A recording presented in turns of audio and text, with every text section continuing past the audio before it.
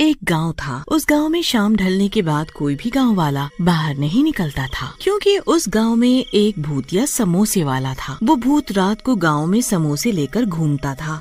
उसके समोसे की खुशबू पूरे गांव में फैल जाती थी। खुशबू से गांव वाले आकर्षित होने लगते थे और अपने घरों से बाहर आ जाते थे। वो भूत उन्हें उठाकर अपने समोसे की दुकान पर ले जाता था और उन्हें मार देता था। इसीलिए गांव वाले अपने अपने घरों की खिड़कियां और दरवाजे रात को अच्छे से बंद रखते थे, ताकि समोसों की खुशबू अंदर न आए। एक दिन राजन शहर से 18 साल बाद अपने गांव लौटा था। अच्छा माँ, तुमसे तो मिल लिया, अब मैं जरा अपने दोस्तों से भी मिलाऊं। अच्छा जाओ, पर शाम ढलने से पहले घर लौट आना बेटा। हाँ माँ, ठीक है, मैं जल्दी आ जाऊंगा। राजन अपने दोस्तों से मिलने चला जाता है और मिलते ही राजू, श्याम, क्या तुम दोनों ने मुझे पहचाना? मैं तुम्हारा बचपन का दोस्त राजन, जो शहर पढ़ने चला गया था। यार तू मेरे दोस्त, इतने सालों बाद आया है तू गांव में। अच्छा दोस्तों, हम कितने सालों बाद मिल रहे हैं। चलो इसी खुशी में कहीं घूम कर आते हैं। नहीं नहीं, हम नहीं जा सकते। क्यों, क्या हुआ? तुम दोनों घूमने के नाम से इतने डर क्यों रहे हो? क्या तुम्हें नहीं पता, इस गांव में शाम ढलने के बाद घर से कोई नहीं निकलता बाहर। पर क्यों, क्या बात है? क्या तुम्हें नहीं पता, रात के समय गांव में समोसे वाला भूत घूमता है। जो भी उसके समोसों की खुशबू सूंघ लेता है, वो भूत उसे उठाकर अपने साथ ले जाता है और उसे मार देता है। शायद तुम्हें भूत के बारे में कुछ नहीं पता। इसीलिए तुम भी खिड़की दरवाजे अच्छे से बंद करके सोना। चलो भाई, अब घर चलें, अंधेरा होने ही वाला है। इतना बोलते ही राजू और श्याम वहाँ से चले जाते हैं। ये दोनों भी ना कैसी कैसी बातें करते हैं। कोई भूत वूत नहीं होता। शायद ये दोनों मुझे डराना चाहते हैं। अगर कोई ऐसी बात है तो माँ से जाकर पूछता हूँ। राजन वहाँ से अपने घर जाता है और अपनी माँ को सब बताता है। माँ, आज मैं अपने दोस्तों से मिलने गया था ना, तो वो लोग बड़ी अजीब सी बात कर रहे थे, कोई समोसे वाले भूत की। अगर कोई बात है तो बताओ ना माँ। अब इस बारे में कल बात करेंगे बेटा, अभी रात बहुत हो गई है, अभी तू सो जा। हाँ? फिर राजन अपने कमरे में सोने चला जाता है। राजन अपने दोस्तों की कही बातों पर ज्यादा भरोसा नहीं करता, जो उन्होंने भूतिया समोसे वाले की बात कही थी, और वो खिड़की खुली रखकर ही सो जाता है। और रात में भूतिया समोसे वाला हाथ में समोसे की प्लेट लेकर गांव में घूमता है।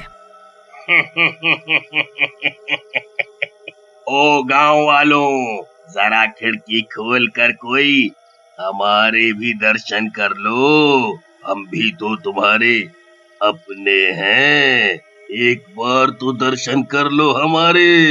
ये मेरे बनाए हुए गर्मा गर्म समोसे तो चख लो एक बार। पर किसी के भी घर की खिड़की नहीं खुली होती। कोई बात नहीं, मैं खुद ही देख लेता हूँ कि आज कौन मरेगा मेरे हाथों से। ऐसा तो हो ही नहीं सकता कि आज मैं खाली हाथ यहाँ से जाऊं। तभी भूत की नजर राजन की खिड़की की तरफ पड़ती है। फिर समोसों की खुशबू खिड़की से होते हुए कमरे में राजन तक पहुंच जाती है। समोसों की खुशबू पहुंचते ही राजन आकर्षित हो जाता है। क्या खुशबू है! ये खुशबू तो समोसों की है। खुशबू इतनी अच्छी है, खाने में तो और भी स्वाद हो गया, स्वाद। राजन खुशबू के साथ साथ बाहर आने लगता है, और राजन जैसे ही घर से बाहर आता है, वो समोसे वाला भूत उसे पकड़ लेता है और उसे अपनी समोसों की दुकान पर उठाकर ले जाता है। आज का शिकार मिल ही गया। ये सब देखकर राजन डर से थर थर कांपने लगता है और पसीना पसीना हो जाता है। मुझे मत मारो, मुझे जाने दो। मुझसे बहुत बड़ी गलती हो गई जो मैंने अपने दोस्तों की बात नहीं मानी और खिड़की खोलकर सो गया। मैं तुम्हारा सारा काम कर दूंगा, झाड़ू, पोछा, बर्तन, जो कराना चाहते हो करा लो, पर मुझे जाने दो, मुझे जाने दो। नहीं नहीं, बिल्कुल नहीं। अब कोई फायदा नहीं। जब तक मैं पूरे गांव वालों को अपने इन हाथों से नहीं मार देता, तब तक मुझे चैन नहीं मिलेगा। राजन भूत के आगे बहुत गिड़गिड़ाता है, पर भूत के आगे उसकी एक नहीं चलती। जैसे ही वो अपने लंबे लंबे नाखून उसके सीने में घोंपने वाला होता है, तभी उस भूत को राजन के गले में पड़ा ताबीज दिख जाता है और भूत ताबीज देखकर चौंक जाता है। ये ताबीज तुम्हारे गले में कैसे आया? ये ताबीज मेरे पिताजी की आखिरी निशानी है। माँ ने बताया था जब मैं बहुत छोटा था, तब मेरे पिताजी ने मुझे ये ताबीज पहनाया था, पर वो अब इस दुनिया में नहीं है। ये बात सुनते ही भूत की आंखों में आंसू आ जाते हैं। ये ताबीज मेरा है और मैं तुम्हारा पिता हूँ। मैं कुछ समझा नहीं। राजन को कुछ भी समझ नहीं आता। तब भूत पूरी बात बताता है कि कैसे वो भूत बना। बेटा, आज से बहुत साल पहले गांव में मेरी समोसे की दुकान हुआ करती थी। मेरे समोसों के चर्चे दूर दूर तक फैले हुए थे। एक दिन सरपंच के बेटे ने भी समोसों की दुकान मेरी दुकान के बिल्कुल सामने खोल ली, पर उसके बनाए समोसे स्वादिष्ट नहीं थे और बासी भी बहुत थे। इस वजह से सभी उसके बनाए समोसे नहीं खरीदते थे। मेरे बनाए समोसे ताजा और स्वादिष्ट होते थे और उसकी खुशबू से ही लोग अपने आप मेरी दुकान पर खींचे चले आते थे और कई समोसे खा जाते थे और तो और अपने घर के लिए भी रखवा कर ले जाते थे।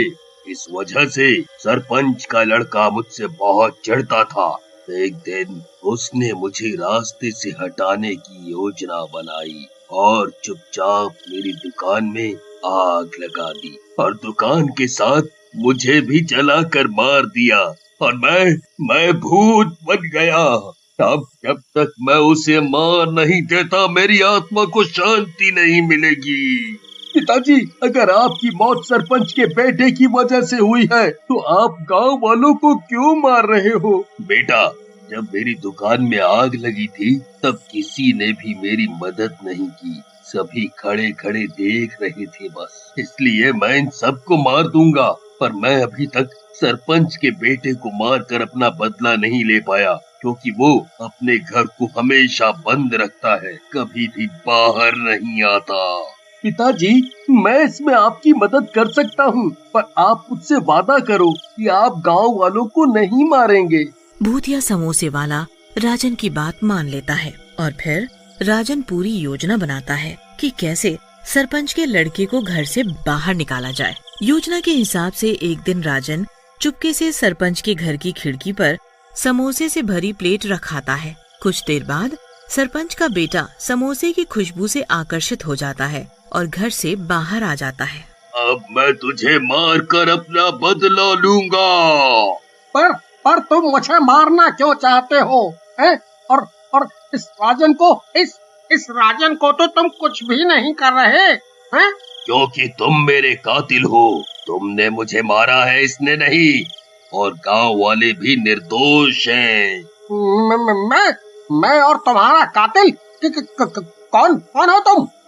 कौन हो तुम? इसके बाद भूत अपने असली रूप में आ जाता है। बंसी, तुम? ठीक पहचाना, बंसी हूँ मैं। तुमने मुझे जलाकर मार डाला था, याद आया? देखो बंसी भाई, देखो मुझे माफ कर दो। मुझसे बहुत बड़ी गलती हो गई थी। मुझे माफ कर दो बंसी भाई, मुझे माफ कर दो। और उसके बाद से उस भूत ने कभी भी किसी को परेशान नहीं किया।